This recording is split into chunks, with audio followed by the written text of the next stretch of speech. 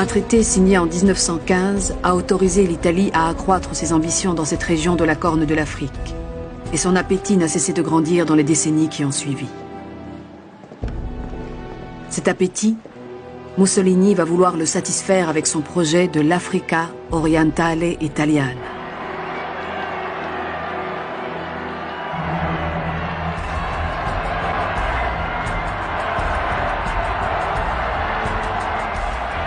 Pour parachever ce rêve d'empire colonial, le Duce, qui détient déjà la Libye, doit se saisir de l'Éthiopie et chasser de son palais le Négus, roi des rois et lion conquérant de la tribu de Juda, Haïlé Sélassié, et venger dans le même temps l'humiliation d'Adoua.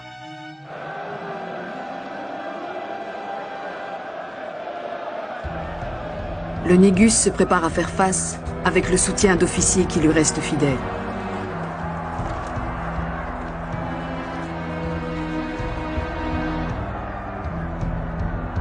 En 1935, les troupes italiennes attaquent l'Éthiopie, pays libre et membre de la Société des Nations. Nous suivions jour après jour les événements d'Éthiopie. Pouvait-on être un homme de couleur et être insensible à la montée du racisme et au développement de l'impérialisme? Nous étions en face d'une Europe insolente, arrogante, conquérante, une force d'écrasement extraordinaire. Al popolo italiano e al mondo che la pace e la stabilità. E io aggiunga che si tratta della nostra pace, della pace romana, che si esprime in questa semplice, irrevocabile, definitiva proposizione. L'Éthiopie est italiana. Mussolini peut bien clamer que l'Éthiopie est italienne, politiquement il n'en est rien. Le vrai pouvoir est ailleurs, incarné par la frêle silhouette du Négus exilé. Le discours que vous allez entendre va être prononcé en langue amharique. Une traduction française et une traduction anglaise en seront données simultanément par dispositif téléphonique. Monsieur le Président.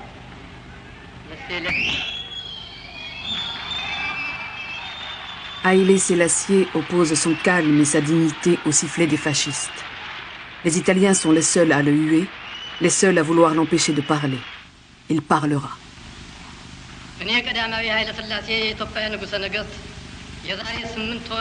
Il a dit, si vous ne donnez pas justice à l'Éthiopie, l'allumette qui vient d'être déclenchée sur l'Éthiopie après la bataille de Majo, mai 1936, ne va pas s'arrêter avant de brûler le monde entier. Que va représenter pour les Africains la nouvelle guerre mondiale qui se déclenche? Une guerre de blancs qui ne les regarde en rien mais va se dérouler en partie sur leur sol. Une guerre qui les verra participer à de nombreux combats et leur donnera le sentiment justifié d'avoir joué un rôle important dans son dénouement. Une guerre, enfin et surtout, qui les mettra face à face, camp contre camp, dans un affrontement meurtrier. Mai 1940, les troupes d'Hitler envahissent la France qui capitule. Auch hier wieder die Kulturträger der Grande Nation. Diese fremdrassigen Hilfsvölker rief Frankreich zur Schande Europas ins Land und feierte sie als seine schwarzen Brüder.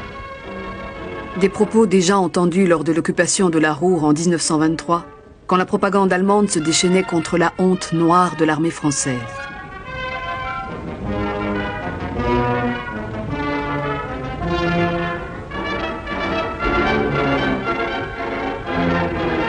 La défaite de la France. Comment va-t-on réagir à ce séisme dans ces colonies d'Afrique? Comment va-t-on accueillir la politique de collaboration du maréchal Pétain?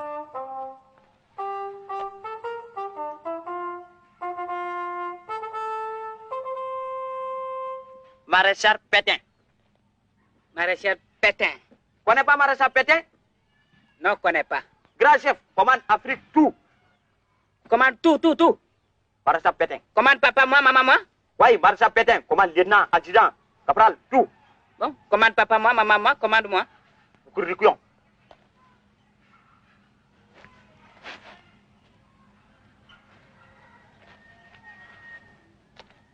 C'est le chef de la France. Bon, il est mon lion. Compris maintenant? Chef de la France? Oui, compris.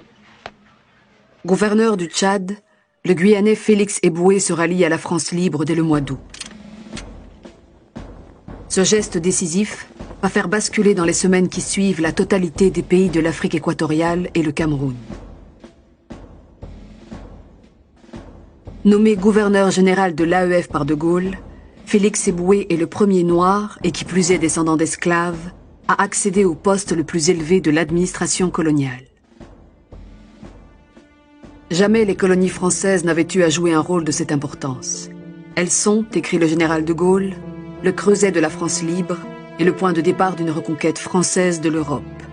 Mais dans l'immédiat, leurs soldats, engagés volontaires ou recrutés de force, se retrouvent opposés des deux côtés de la fracture française.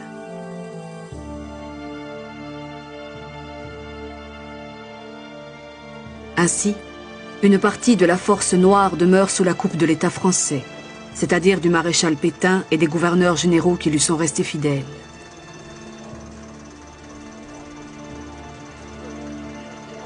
Ces hommes seront amenés à combattre leurs frères ralliés à De Gaulle, notamment ceux qui débarquent au Liban en 1941 et se lancent avec le soutien des Britanniques à la reconquête de Damas.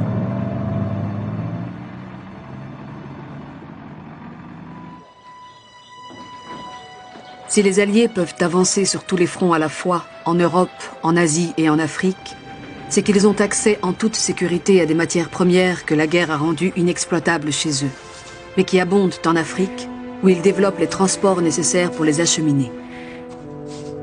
Dans les colonies françaises, coupées en deux, la ponction économique est sans précédent, aussi bien en Afrique équatoriale qu'en Afrique occidentale, où les vichistes entreprennent la construction d'une ligne Méditerranée-Niger qui restera inachevée.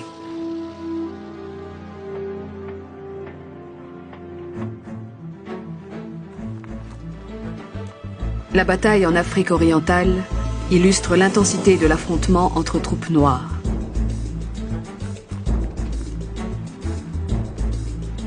Les Italiens ont recruté des Somaliens colonisés et des Éthiopiens hostiles au Négus. Et ces soldats vont être littéralement pris en tenaille par les Britanniques et leurs recrues sud-africaines, rhodésiennes, kenyanes et nigérianes.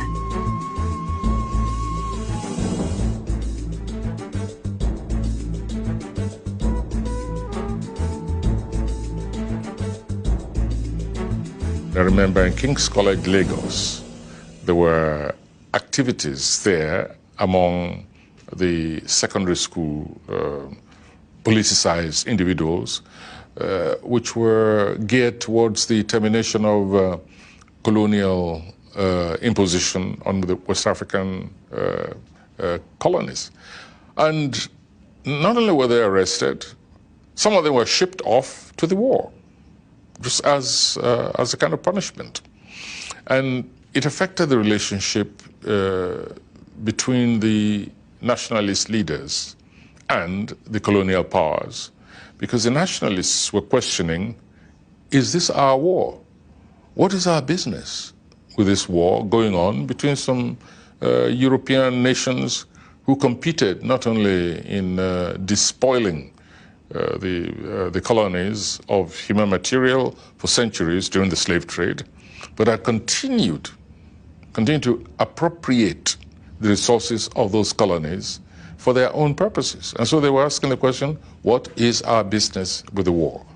And so you had different attitudes. On the other hand, of course, there were those leaders who also saw, who understood, or at least thought they understood, the bigger issues and the necessity to defeat the forces of Nazism. La victoire des Britanniques et de leurs soldats noirs permet le retour dans son pays du Négus exilé à Londres depuis 5 ans.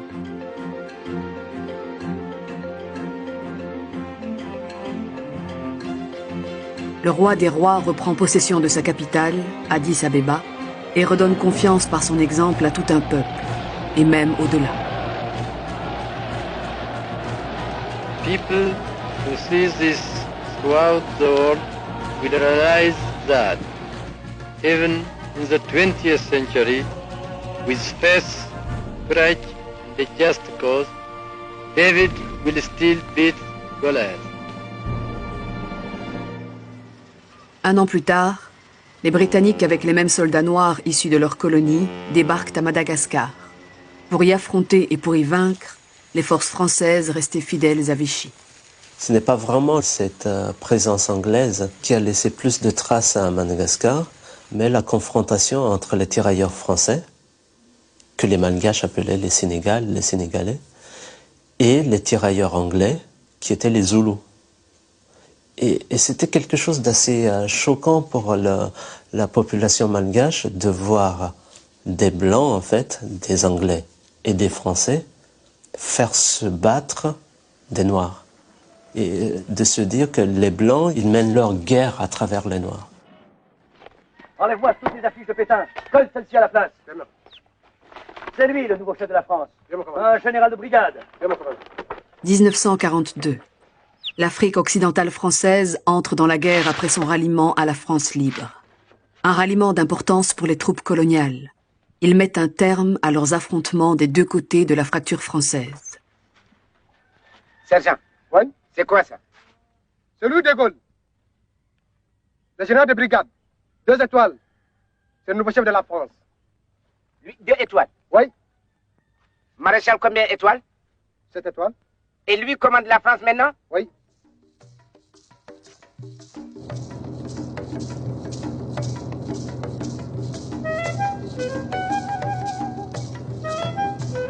Brazzaville est devenue depuis 4 ans la capitale de la France libre. Charles de Gaulle y rend hommage en janvier 1944 à la participation des Africains à la lutte contre le nazisme. De Gaulle est par ailleurs conscient que ces mêmes Africains ont connu durant la guerre une fraternité des armes qui les a conduits à une réflexion politique plus avancée et qu'il faudra en tenir compte. Ce qui m'a frappé, moi en tout cas, c'était vraiment que les résolutions de Brazzaville aient été prises dans une conférence où il n'y avait aucun représentant délégué par les Africains. S'il y avait des hommes de couleur comme Bouéo, ils étaient en tant que fonctionnaires, en tant que responsables de l'État français. Il n'y avait aucun représentant d'un groupe social ou d'un groupe intellectuel ou des Africains. C'était une conférence pour les Africains, sans les Africains. Porté par le serment que leur avait fait à Koufra en Libye le colonel Leclerc, le serment d'aller avec elle jusqu'à Strasbourg, les troupes françaises noires débarquent en Italie. Puis en Normandie avec la 2e division blindée, et enfin en Provence avec les Alliés.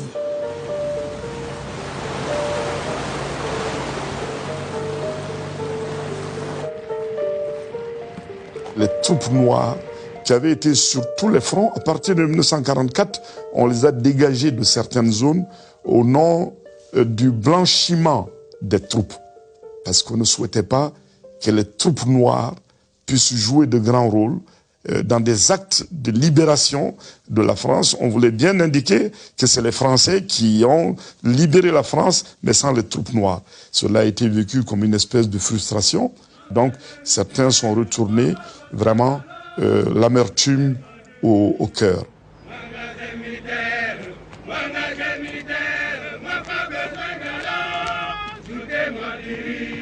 Un drame s'est déroulé à Thiaroye en décembre 1944, parce que des promesses avaient été faites aux anciens combattants. Ils devaient recevoir des pécules en France. On leur a dit d'aller à Thiaroye et qu'ils les recevraient à Thiaroye. À Thiaroye, ça a été du dilatoire. On négociait, le montant à donner. Vous ne méritez pas ça. Vous n'avez pas pu justifier le temps que vous avez passé au front. Donc, avec beaucoup d'humiliation. Nous avons droit à la prime de démobilisation, aux indemnités, aux pécules, au rappel du solde de guerre. Nos collègues français qui étaient avec nous et qui ont partagé avec nous les geôles allemandes sont venus à Morlaix dans le Finistère pour nous le confirmer. Nous les croyons. Devons-nous penser qu'il y a 2 France, la métropole et la coloniale? Et ce qui devait arriver ou ce qui ne devait pas arriver est arrivé, parce que Un général à l'époque, Dagnan, est venu vers le 26 novembre 1944 à Tcharoy essayer de négocier avec les anciens combattants qui ne voulaient pas quitter Tcharoy, qui ne voulaient pas rejoindre leur territoire avant d'avoir perçu leurs émoluments et leurs droits. Ça a mal tourné. Le général Dayan, qui était le commandant des troupes à Dakar, a été pris en otage. Nous souffrons beaucoup la guerre. Camp concentration. Nous mangeons. Catéfoule. Hein? Est-ce que tu comprends mon français? Tu ne comprends pas. Nous vivons beaucoup catastrophes juifs. Alors, tu comprends mon français? La guerre. Hein? Nous vivons beaucoup de cadavres. Ici, tous hommes. Toi, homme. Moi, homme. Lui, homme. Alors, tu comprends rien? Le général leur promet, sur son honneur de soldat, que, bon, s'ils le libèrent, ils seront payés, ils le libèrent, en quoi ils ont été bien naïfs d'ailleurs, et dans la nuit du 30 novembre au 1er décembre 1944,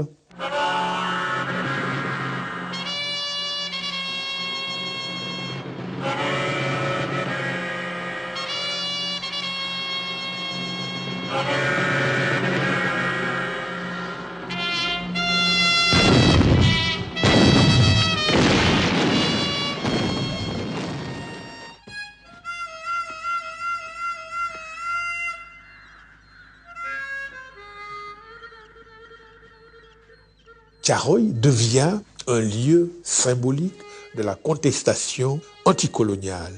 La poésie s'en empare. Il y a un poème très beau de Senghor, ô tirailleur noir, couché dans la glace et dans le sang. Est-il vrai que la France n'est plus la France?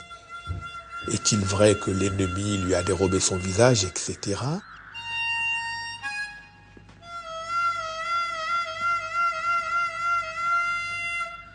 Sur la longue période qui s'achève, l'Empire du silence aura finalement réussi à faire entendre sa voix. Encore faible, mais de plus en plus affirmée. Il lui aura fallu pour cela surmonter de multiples traumatismes.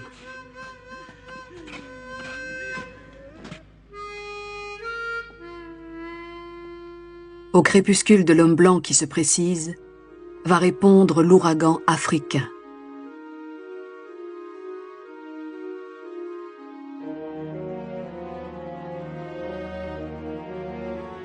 De nombreux libérateurs, parmi lesquels les figures charismatiques de Kwame Nkrumah, de Patrice Lumumba ou de Nelson Mandela, vont conquérir de hautes luttes et souvent au prix de leur vie, l'émancipation à laquelle rêvaient depuis plus d'un demi-siècle les Africains.